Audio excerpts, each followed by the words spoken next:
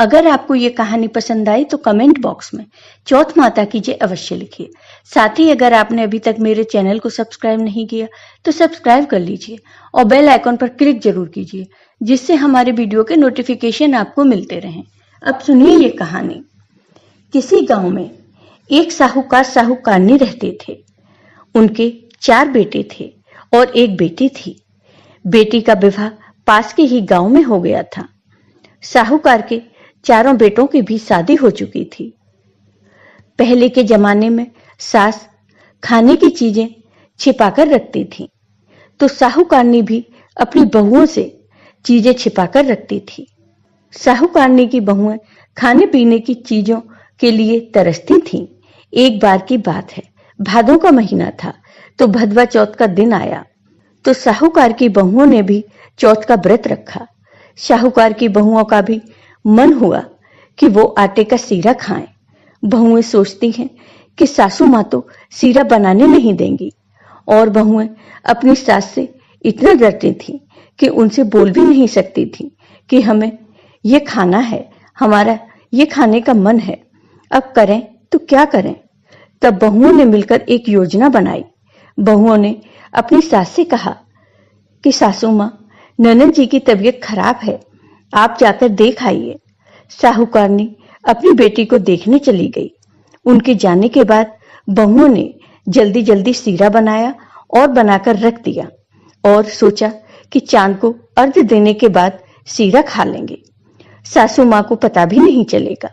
रात में चांद निकला। उसी समय उनके घर चोर चोरी करने के लिए घुस गए और सारा धन चुरा लिया। उसी समय छोटी बहू उठी।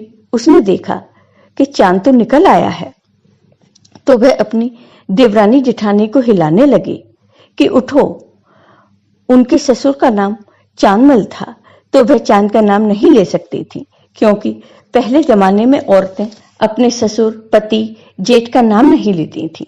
छोटी बहू ने देखा कि चांद के चारों ओर गोल चक्कर हैं, तो वह बोलने लगी, बड़ी भाभी कुंडा लो, छोटी भाभी कुंडा लो।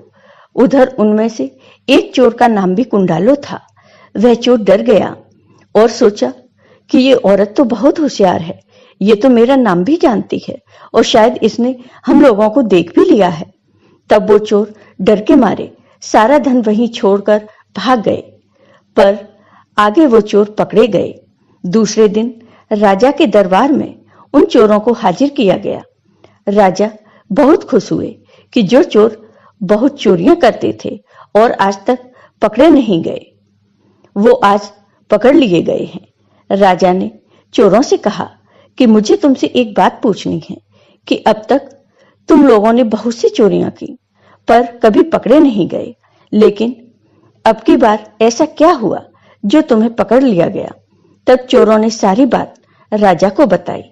तब राजा ने साहूकार की बहुओं को दरबार में बुलाया और सारी बात पूछी।